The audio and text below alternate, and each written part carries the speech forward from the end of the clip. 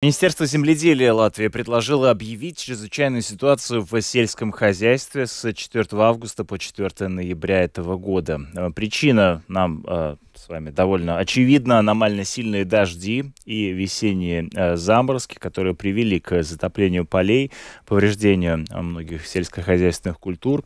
По данным, пострадало более 51 тысячи гектаров сельскохозяйственной земли, а убытки оцениваются почти 64 миллиона евро. Чрезвычайная ситуация должна при этом упростить и ускорить процедуры получения государственной помощи, дать возможность обратиться за финансированием из бюджета Европейского Союза. Это решение о введении чрезвычайной ситуации планируется принять в срочном порядке Кабинетом министров дистанционно. И также помимо министра земледелия, президента страны также призывают как можно более быстро принять это решение, чтобы обеспечить поддержку фермеров. Подробнее об этой теме мы прямо сейчас и поговорим вместе с министром земледелия, который у нас в студии, Армандс Крауза. Приветствуем вас. Labrīt.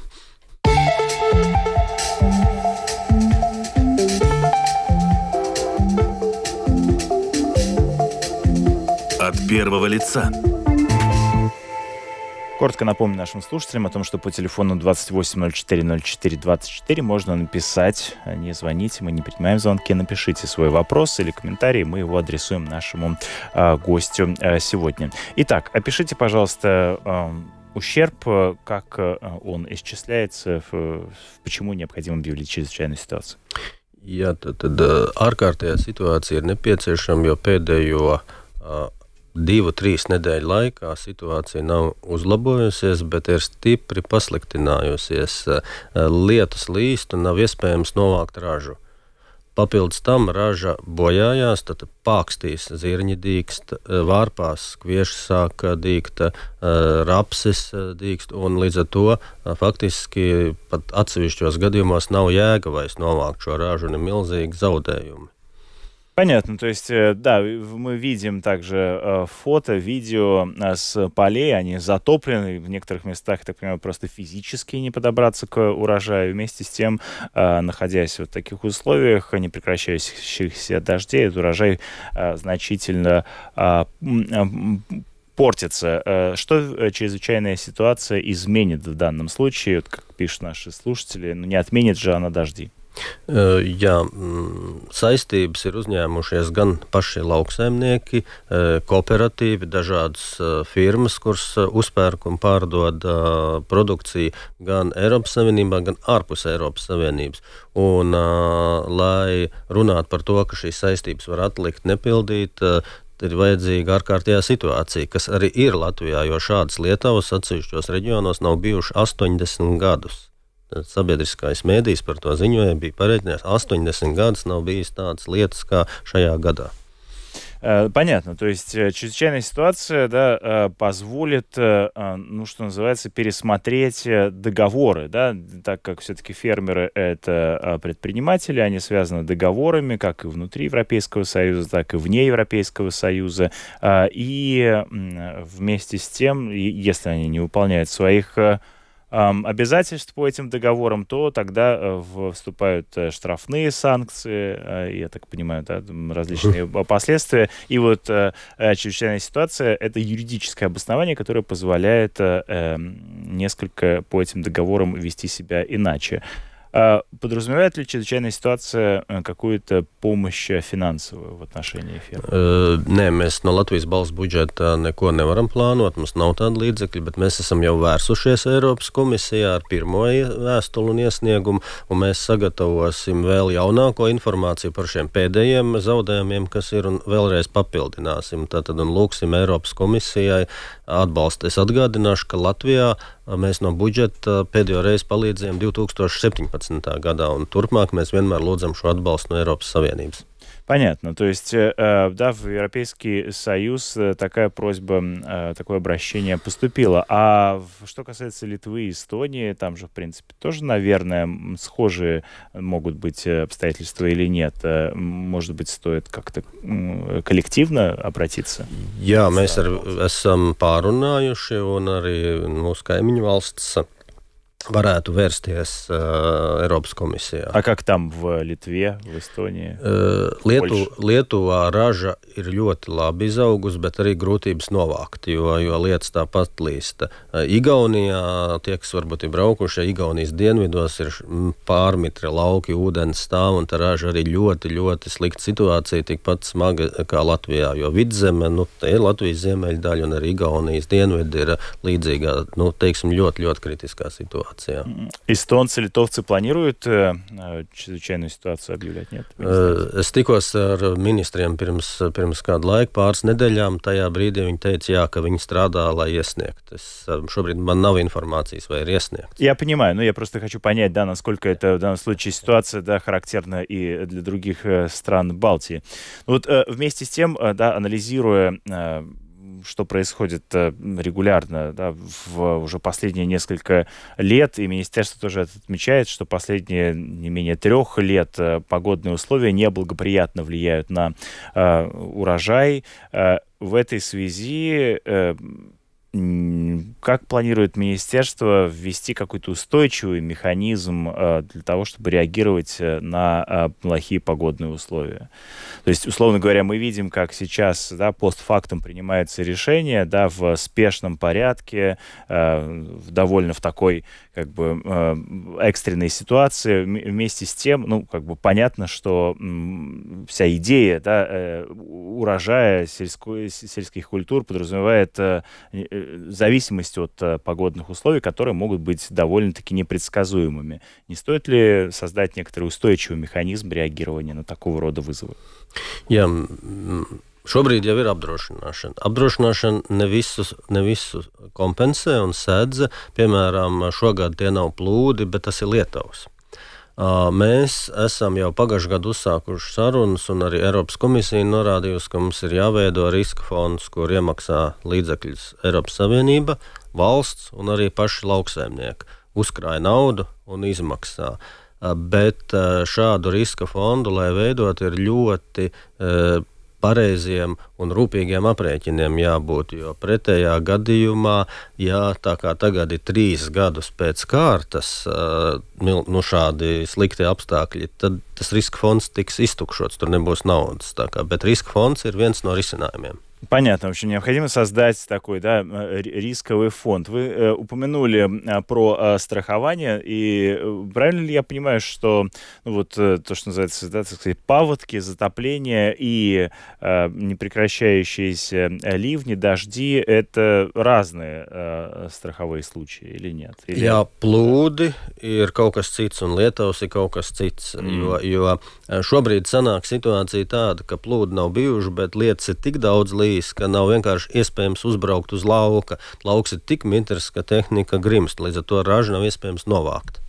Я помню, что еще сравнительно недавно мы также обращали внимание с представителями, да, различных сельскохозяйственных организаций о том, что на самом деле недостаточное количество фермеров в принципе обращаются и создают такие страховки. Это так? Меняется ли количество фермеров, которые в принципе пользуются страховкой? Graudaugi apmēram pusi tiek apdrošināta, bet ir reģioni kā Zemgala, kur ir stipri vairāk, jau noteikti 70–80%, bet, piemēram, Vidzem Latgala atkal mazāk, tur kaut kā 20–30%. Tā kā kopumā vēl ir, tā teikt, iespēja vairāk apdrošināt pret riskiem.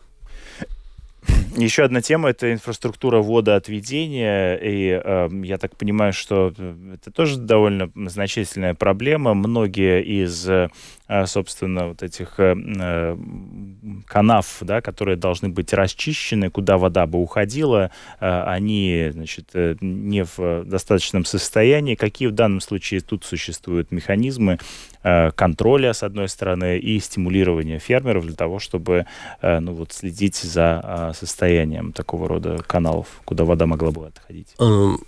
Šobrīd ir ļoti sarežģīta birokrātiska procedūra, lai veiktu rekonstrukciju vai renovāciju meliorācijas sistēmām, grāviem un pārējiem. Ir jāveido ietekmes uz vides novērtējums jāveic, un tas ļoti palēnina procesu, un bieži vien arī šis ietekmes uz vides novērtējums pasaka, ka tu vairs nevar to darīt, lai gan tur ir bijis grāvis, tur ir bijusi meliorācija, un tas apdraud ne tikai lauksaimnieks, tas apdraud arī dzīvojamās mājas atsevišķās vietās, tāpēc mēs uzskatām, ka ir jābūt kārtībai tādai, un mēs arī virzam attiecīgas grozījumus. Ja jau ir bijis grāvis, tad viņi ir jātīra bez šī ietekmes uz vides novērtējumu. Ja mēs gribam jaunas meliorācijas sistēmas veidot, rakt jaunas grāvjus, likt meliorāt, tad ir jāveic šis ietekmes uz vides novērtējums. Mēs gribam samazināt birokrātiju. Шобрид tas ļoti traucē tiešām, un mēs sekas redzam dabā. Понятно. То есть, да, бюрократический процесс в том числе оказывает влияние на поддержание их состояния. Возвращаясь к чрезвычайной ситуации, правительство, я так понимаю, что сегодня, да, может принять решение об объявлении чрезвычайной ситуации в сельском хозяйстве. При этом это должно быть сделано как-то удаленно. Расскажите, пожалуйста, подробнее об этом процессе. Вот, я так понимаю, что у вас нет сомнения, что в ближайшие дни, возможно, сегодня, возможно, завтра чрезвычайная ситуация будет объявлена. Jā, mēs esam sagatavojuši visu dokumentus iesnieguši, ministri visi ir iepazinušies, un mēs esam faktiski saskaņojuši jau ar lielāko daļu ministriju, vēl ir palikuši finanšu ministri, un līdz ko būs šis saskaņojums, tad mēs tālāk virzīsim šo dokumentu, viņš rakstiskā procedūrā šodien vai rīt tiks apstiprināts, un par to šaubu nav. Neviens no es esmu ministrs viss informējis, publiski arī iepazīstinājis ar situāciju, gan ar skaitļiem, gan arī ar fotogrāfijām, un kāda ir tā situācija, un ministri viss ļoti labi saprot, tā kā es domāju, ka būs atbalsts ir gan no premjeras, gan no prezidenta. Прекрасно, то есть поддержка есть, да, несколько, так сказать, вопросов технического согласования, и после чего, то, что называется, есть политическая воля, да, объявить это чрезвычайная ситуация и в сельском хозяйстве. Напомню нашим слушателям о том, что вместе с нами министр земледелия Армандс Краузе. Мы продолжаем наш разговор. Итак, давайте обобщим. После объявления чрезвычайной ситуации, какие последствия выступают для фермеров? Как это может помочь им справиться? Jā, tad mēs pēc tam vēl turpināsim darbu. Mēs attiecīgi gan turpināsim darbu piemēram, ar valsts ieņēmumu dienestu, kur ir jāskatās, ja tātad raža nav, ieņēmumu nav, nevar nomaksāt visu nodokļus. Tad jautājums par šo nodokļu maksāšanas atlikšanu, par to, ka nerēķina soda procents. Nākošais, bet mums jāstrādā vēl būs. Nākošais, piemēram, attiecībā uz aizdevumiem, kuri valsts finanšu institūcija Altuma. Šeit arī daudz lauksaimniekiem varētu būt grūtības izpildīt saistības, līdz ar to jārunā par pamatsummas atlikšanu, par, teiksim tā, kā maksājumus pārskatīt un lai saimniecība var izdzīvot līdz nākošai ražai. Un attiecīgi tā arī pārējām iestādēm, kas ir, piemēram, par prasību atlikšanu, kur ir dažādas normas no Eiropas Savienības, to visu šādā gadījumā mēs atliekam, un šogad tas nebūs lauksaimniekiem jāpilna. Понятно, то есть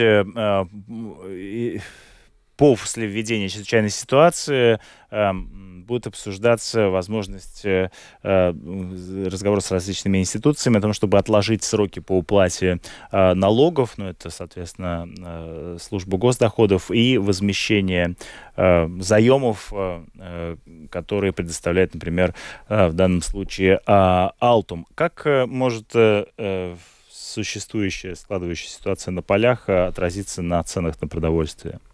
Atsevišķiem vietējiem produktiem varbūt jau ir klausītāji pamanījuši, piemēram, zemenes maksāja dārgāk kā citu gadu. Es domāju, ka mums būs dārgāki kartupeļi, varbūt vietējie dažādi citi dārzeņi, jo viņi vienkārši nav izauguši. Bet, protams, ka imports ienāks un aizstās to, es gan teiktu tā, ka tas imports arī nebūs varbūt daudz lētāks, jo tajā brīdī, kad nav vietējā produkcija, tad arī importa produkcija dārgāk.